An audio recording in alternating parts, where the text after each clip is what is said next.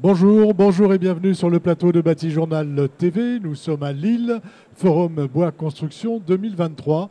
Et avec mes trois invités, nous allons parler rénovation, réhabilitation. Donc pour en parler avec moi, Monsieur Jean-Michel Martin, bonjour. Bonjour. Monsieur Martin, vous êtes le président des métiers du bois à la CAPEB et vous êtes aussi un artisan. On ne va pas présenter la CAPEB, tout le monde connaît, mais présentez-nous votre société. Donc, je suis co-gérant d'une entreprise de menuiserie charpente. Nous réalisons de la fabrication de menuiserie du 15e siècle à nos jours, mix bois passif. Et nous réalisons de la construction bois et de la rénovation. Et quand même la CAPEB, rapidement. Donc la CAPEB, ce sont 61 000 adhérents. Et au niveau de la partie bois, nous représentons plus de 10 000 adhérents. On ne les a pas précisément puisque c'est plus compliqué à voir, mais voilà à peu près les dimensions. Et ce sont les artisans du bâtiment. Ce sont pratiquement des artisans. La moyenne des entreprises, c'est 3 salariés. À côté de vous, monsieur Jean-Marc Pauget, bonjour. Bonjour. Monsieur Pauget, vous êtes expert construction bois au CNDB. Le CNDB ? Alors le CNDB, le Comité national pour le développement du bois, est l'outil de communication de la filière forêt-bois. Nous communiquons à travers une newsletter qui est bien connue, des webinaires qui sont organisés, des documents qui sont produits, et nous sommes tournés essentiellement vers les architectes, la maîtrise d'œuvre et la maîtrise d'ouvrage. Donc on a les artisans et donc des gens qui s'intéressent à la maîtrise d'œuvre et à la maîtrise d'ouvrage. À côté de vous, monsieur Julien Bert, bonjour. Bonjour. Vous êtes ingénieur responsable de projet à l'AQC. L'AQC ? Donc l'AQC, l'Agence Qualité Construction, nous sommes une association d'intérêt général pour améliorer la qualité de la construction et prévenir la sinistralité. Et nos membres sont les principales organisations professionnelles de la construction, donc CAPEB justement, FFB, les maîtres d'œuvre, donc les entreprises FFB, CAPEB, les maîtres d'œuvre, les contrôleurs techniques, les grands maîtres d'ouvrage, donc bailleurs sociaux, le ministère, les assureurs et un certain nombre de centres techniques. On a 52 membres au sein de l'AQC. Voilà. Et on va parler rénovation ou réhabilitation ? Mais c'est un petit peu deux choses différentes. La rénovation, je veux dire, souvent on y habite et on continue, donc on refait une rénovation, on remet soit à jour, soit on modifie l'aspect, suivant des choix. Alors que la réhabilitation, ça peut être un bâtiment qu'on réhabilite en maison, ça peut être une ancienne maison qui n'est pas habitée depuis X années et qu'on réhabilite pour pouvoir qu'elle soit réhabilitée, qu'elle soit habitée. Voilà, qu'elle soit habitée, réhabilitée. Alors, en rénovation, on sait aujourd'hui que c'est un des principaux enjeux, on va dire, pour la transition écologique, mais pas que, aussi pour que les gens vivent bien chez eux. On fait des rénovations par geste ou est-ce qu'on fait des rénovations globales ? Alors, depuis quelques années, il a été aidé les rénovations par geste. Aujourd'hui, on parle de rénovation globale, mais on ne doit pas les opposer puisque on a besoin des deux, c'est-à-dire tous les gens n'ont pas les moyens de tout faire d'un seul coup. Donc la rénovation globale automatiquement obligerait de tout faire d'un seul coup et dans ce cas-là, ce n'est pas faisable. Donc soit on ferait quelque chose de pas bien et c'est dommageable aussi.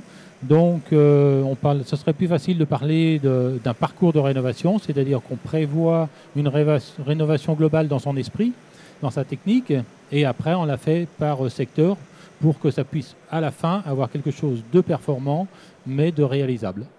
Performant et réalisable. Et l'idée, c'est de pouvoir embarquer tout le monde. Donc, on fait du geste ou du global, mais c'est pour arriver de toute façon au global à la fin. Exact. Le parcours, c'est ça. C'est d'arriver au global à la fin et surtout bien conçu depuis le début. À l'AQC, on milite pourquoi ? Pour le geste, pour le global ? C'est un débat actuellement sur... Alors, nous, l'objectif, c'est vraiment de maîtriser l'ensemble des styles de construction, rénovation par geste, rénovation globale. Aujourd'hui, c'est vrai que l'État pousse de plus en plus pour de la rénovation globale, mais je pense que c'est encore essentiel de conserver de la rénovation par geste, puisqu'il y a quand même des contraintes de coût et parfois des contraintes techniques. On ne peut pas rénover globalement l'ensemble des constructions qui en ont besoin. Nous, ce qu'on souhaite, surtout quand on parle de construction biosourcée, c'est de maîtriser finalement l'innovation, puisqu'on est encore souvent sur de l'innovation, de la construction bois. Alors, surtout biosourcée, d'ailleurs, tout ce qui est isolant biosourcé qu'on voit se développer aujourd'hui. mais surtout aussi d'éviter des sinistres ultérieurs également. Donc il y a un certain nombre de bonnes pratiques à mettre en avant, et c'est tout le travail qu'on va faire avec le CNDB et qu'on fait avec les organisations professionnelles de la construction pour prévenir ces sinistres. Et en particulier dans la réno, puisque la réno, c'est clairement le futur. On va de plus en plus rénover plutôt que construire neuf. Voilà, et on verra tout à l'heure ce que vous mettez en place ensemble. Vous vouliez réagir par rapport à ce que vient de dire monsieur ? Oui, je voulais réagir parce que c'est tout à fait ça. Dans la rénovation énergétique, plus on va mettre d'isolant, plus on risque d'avoir des pathologies. Donc c'est très important qu'il y ait cette vision technique. Moi, le biosourcé, j'utilise depuis 25 ans.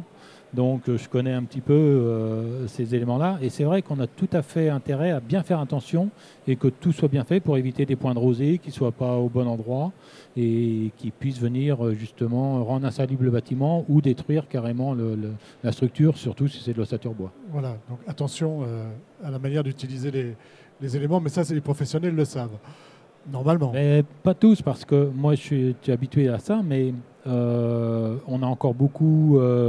je dirais, tout le monde ne connaît pas tous ces produits biosourcés. Hein. C'est quand même pas très longtemps qu'ils sont arrivés sur le marché ou qu'on l'utilise de plus souvent. Donc il y a quand même une pédagogie, tout un travail à montrer et que surtout que ce soit très important, les pare-vapeurs au bon endroit, quand on a besoin. Enfin voilà, il y a vraiment des éléments à faire, à continuer à dire et à faire savoir. Il y a une vraie technicité. Sur la manière dont les artisans travaillent aujourd'hui, vous travaillez en groupement. Un peu plus qu'auparavant peut-être, ou j'allais dire, vous l'avez toujours fait, mais aujourd'hui il y a des groupements un peu informels qui se mettent en place. Expliquez-nous un petit peu, enfin, sur lesquels vous poussez. Hein. Expliquez-nous pourquoi sur le secteur particulier de la rénovation. Alors, justement, l'offre globale nous oblige à travailler tous les corps d'État ensemble. Donc, au niveau de la CAPEB, on a créé un GME 3 clics qu'on appelle. Donc c'est un GME qui se fait, c'est-à-dire c'est un groupement qui se fait à partir de... GME, ça veut dire groupement momentané d'entreprise. D'accord. Pardon. Groupement momentané d'entreprise. Donc ce GME, c'est pour pouvoir un chantier le faire avec telle équipe, un autre chantier avec une autre équipe. Et le but de ce petit logiciel, je dirais que c'est informatisé, c'est une robotisation informatique qui nous permet de faire le GME en 3 clics. C'est pour ça qu'on dit en 3 clics, c'est parce qu'on le fait en informatique.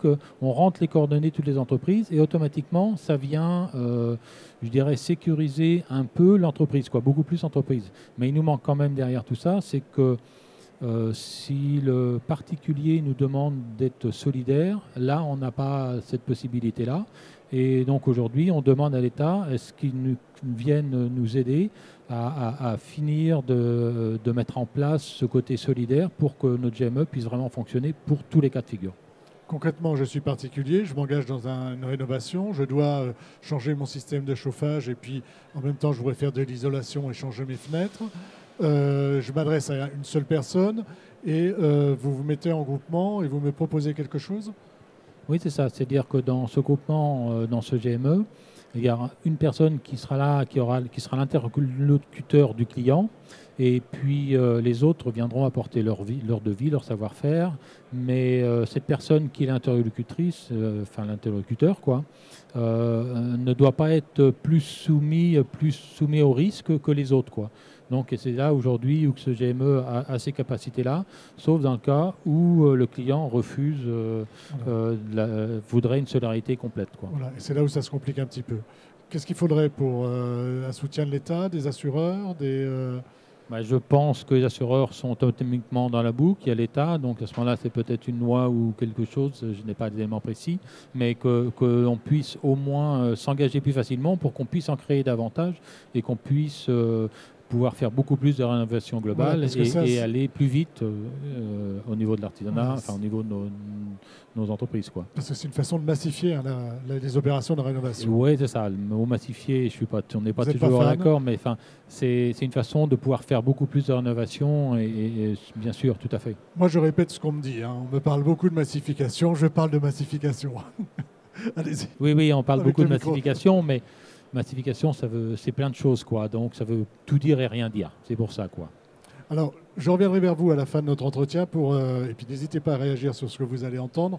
On parlera d'un troisième volet assez innovant. Jean-Marc Pauget, qu'est-ce que vous êtes en train de mettre en place au CNDB sur justement la rénovation? Alors nous avons prévu d'éditer 2 documents pour cette année sur le thème de la réhabilitation avec le bois, bien entendu. Tout d'abord, un retour d'expérience, comme on en fait souvent au CNDB. C'est-à-dire, on va sélectionner 4 réalisations que l'on va décrypter complètement et mettre ce décryptage au service des architectes, voir un petit peu comment les choses se sont faites. Et dans ces opérations de réhabilitation, c'est notamment fréquent avec le bois. On parle de réhabilitation thermique, mais il est bien rare qu'on n'ait pas des éléments d'acoustique qui viennent se greffer, des éléments de niveau de sécurité au feu qui viennent se greffer, voire même des mises aux normes de surface qui vont conduire peut-être à une surélévation du bâtiment, voire même à une projection des façades, ce qui est moins fréquent, mais qui va permettre, par exemple, sur des résidences étudiantes, de gagner les 2,5 ou 3 mètres carrés qui peuvent manquer. Voilà. Donc on va souvent combiner et mettre en avant, vis-à-vis des architectes, ces solutions. Voilà, les solutions bois. Par exemple, on va parler beaucoup façade, j'imagine, et on va Bien sûr. parler beaucoup éléments préfabriqués. Alors la préfabrication, bien sûr, est une des solutions qui permet d'y arriver dans les meilleures conditions de qualité et les conditions de coût. Alors ça, c'est le premier ouvrage sur lequel vous travaillez. Il va paraître quand? Celui-ci est prévu pour le second semestre. Voilà, je pourrais me le procurer où? Il sera téléchargeable sur notre site et on aura une édition limitée à 1000 exemplaires sur les salons ou les manifestations. Vous connaissez déjà les 4 vous Non. avez déjà sélectionné? Non. On ne On, peut rien dire. on regarde l'éventail et on va sélectionner. D'accord. Donc en gros, ce sera du bâtiment public ou ce sera du logement. Vous allez choisir un petit peu. Il y aura un mixte des deux. Il y aura probablement 2 opérations de logement et 2 bâtiments publics. Voilà. Et donc vous travaillez sur un autre document avec l'AQC. De quoi s'agit-il? Et puis après, vous nous direz comment à l'AQC, comment vous intervenez sur ce projet. Alors ce second document s'inscrit dans la lignée des documents qu'on appelle BA Bois, qui sont téléchargeables sur le site du CNDB. Il répond un peu à votre préoccupation, qui est de dire que avant d'attaquer une réhabilitation, il faut vraiment faire un examen très précis du bâtiment, du bâti. Donc dans ce document, on va lister les points qui sont à vérifier avant de démarrer la réhabilitation et de faire les choix. Est-ce que c'est la même chose que l'audit? Quand je fais une démarche globale de rénovation, je vais faire un audit de mon bâtiment ou de ma maison. Est-ce que ça ressemble à ça ou est-ce que C'est ça pas va tout à plus fait loin? pareil. Dans l'audit, on va définir le besoin en termes de qualité thermique à atteindre au niveau du bâtiment, tandis que là, on est vraiment sur quelque chose de purement technique. On va regarder la planimétrie des façades, déjà pour se dire, est-ce qu'on a une possibilité de rapporter directement des panneaux d'isolant, ou si ce n'est pas le cas, on va rapporter des grands panneaux qui vont être structurants. Si on ramène ces panneaux, il va falloir vérifier que ces panneaux puissent être portés par la façade. Est-ce qu'on a la capacité de porter à travers des chevilles ces fameux panneaux? Est-ce que les charges de fondation seront en capacité de reprendre ces efforts supplémentaires? On va regarder la salubrité du bâtiment. Si on a des remontées d'eau, bien évidemment, il va falloir les éliminer. Et on va regarder également les capacités de transfert de vapeur à l'intérieur de la maçonnerie. Alors quand on est sur des maçonneries habituelles, le béton, le parpaing, la brique, on les maîtrise assez bien. Quand on est sur des bâtiments plus anciens dans lesquels on va trouver de la pierre, du mâche-fer, c'est plus complexe. Et là, il faut vraiment faire une étude plus précise pour qu'on n'ait pas de point de condensation après coup. Quelle est la valeur ajoutée de la cuisine? Vous vouliez ajouter quelque chose? Je vous ai... Non? Sûr?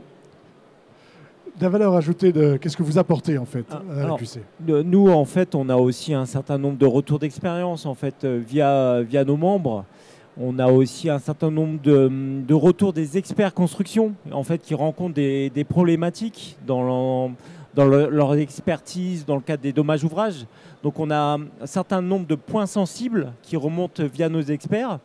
Et donc nous, on va apporter en fait cette expertise, on va dire technico-assurantielle, avec aussi la mise en avant de points très spécifiques à traiter lors d'opérations de rénovation utilisant des biosourcés.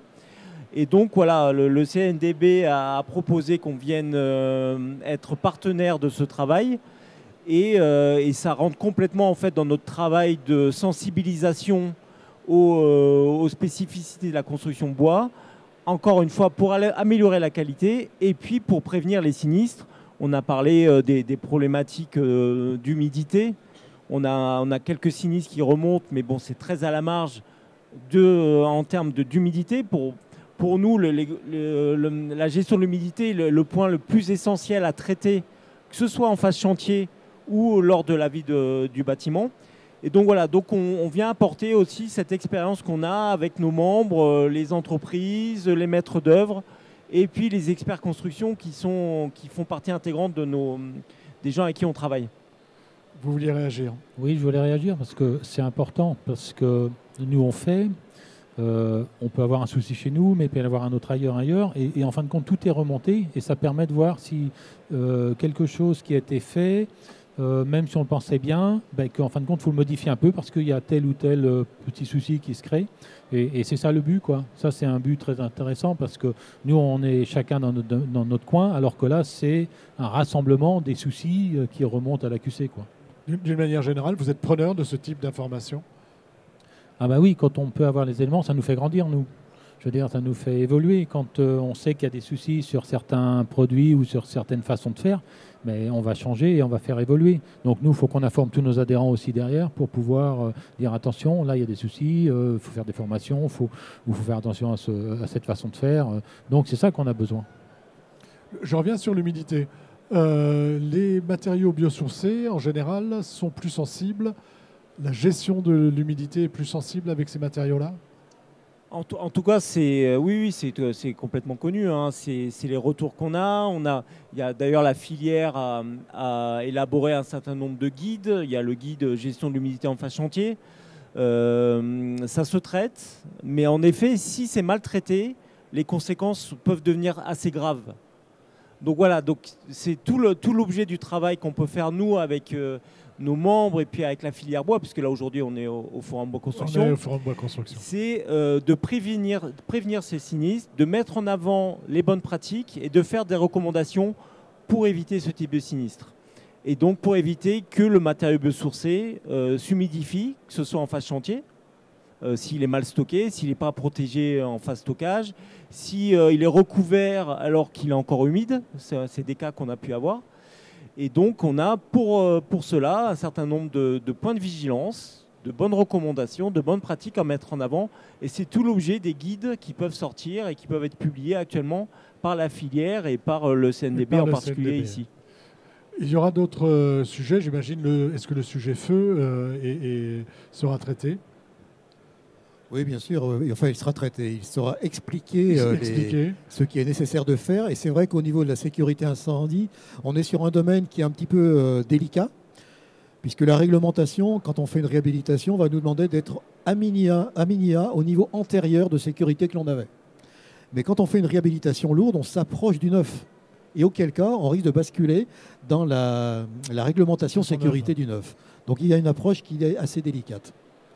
D'autres sujets qui seront abordés dans ces opus? Il y a les sujets acoustiques aussi, c'est-à-dire l'acoustique est très spécifique. Il y a le sujet des basses fréquences dans une construction bois, donc il y a un traitement acoustique très particulier à faire pour la construction bois. Alors, j'ajouterais peut-être sur l'acoustique un cas qui est assez fréquent, c'est que quand on va réhabiliter un ouvrage, on va augmenter l'isolement acoustique par rapport au bruit extérieur. Et donc, de fait, on a les bruits émergents, ce qu'on appelle les bruits émergents. On va entendre ses voisins qu'on n'entendait pas. Voilà, problématique bien connue, mais qu'il faut toujours aborder aussi avec délicatesse et ne pas oublier. Mais ça, c'est pas simple à traiter. Non, mais ça veut dire qu'il faut l'aborder globalement sur le bâtiment. On ne peut pas réfléchir que sur les parois externes. Et encore une fois, on parlait de diagnostic, d'audit. Je pense que il est très important de travailler sur ces thématiques très en amont de la phase conception, d'avoir les bonnes entreprises, les bons maîtres d'œuvre. On parle d'acoustique sur les grosses réhabilitations. À mon avis, il faut un acousticien qui connaisse bien les problématiques, les spécificités de la construction bois. Voilà, donc c'est aussi ça qu'il faut qu'on mette en avant, traiter ces sujets le plus en amont possible dans la phase conception, particulièrement quand on est sur une grosse réhabilitation énergétique ou une grosse rénovation. Donc rappelez-nous quand on va trouver cet opus, j'allais dire dans le commerce, mais en tout cas sur le site. Alors sur le BA Bois, il sera disponible pour l'été sur notre site en téléchargement. Il s'appellera BA Bois. BA Bois et le titre exact, je ne l'ai plus derrière. Mais en tout cas, ça commence par BA Bois. Voilà, mais on en reparlera peut-être.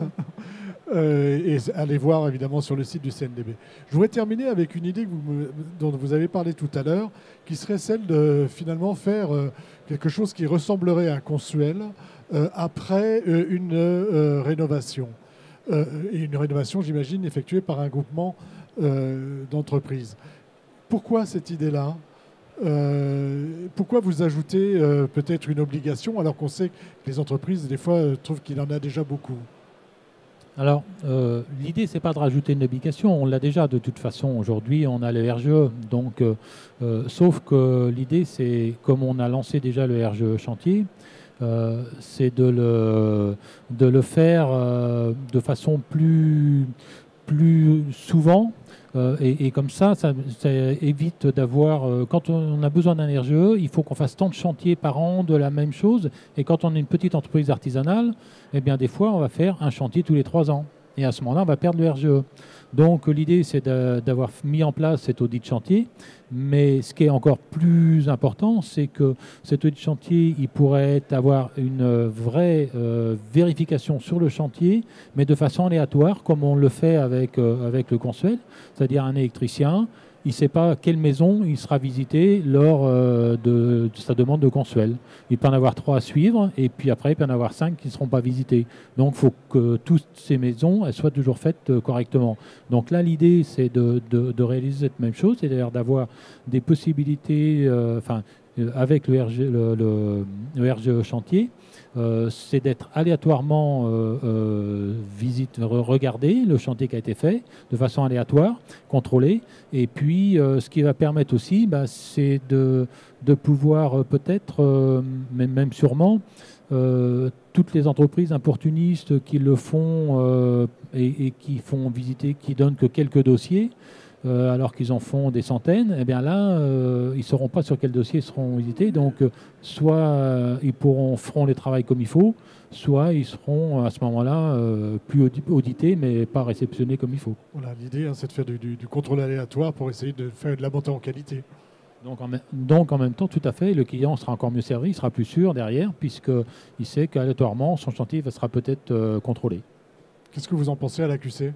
Enfin, je ne sais pas si vous connaissiez le projet, si vous en aviez nous, déjà on travaille, entendu parler. Calibat est un de nos membres, donc notamment Oui, Calibat qui est organisme de qualification RGE. Et donc, nous, on travaille complètement sur tout ce qui est RGE et vérification de la qualité des chantiers. On est en train de travailler avec eux pour essayer de faire des bases de données, des points problématiques qui remontent de ces différents audits RGE, justement, pour ensuite, encore une fois, faire des recommandations pour éviter ces problématiques-là. Donc, je pense que tout ce qui confère à la qualité de la construction, chantier par chantier, ou en tout cas pour toutes les entreprises RGE, tout ce qui est signe de qualité va dans le bon sens. Et donc nous, on est complètement favorable à ce type de système. Écoutez, messieurs, merci d'être venus sur le plateau de Bâti Journal nous parler de rénovation, de réhabilitation, un vaste sujet. On a évoqué quelques points avec vous, c'était très intéressant. Une émission à retrouver, donc, comme toutes celles que nous enregistrons ici sur le forum Bois Construction, sur notre site internet batijournal.tv et puis également sur les sites de nos partenaires que sont Woodsurfer, le forum Bois Construction et bien sûr France Bois Forêt. Merci à vous. Merci.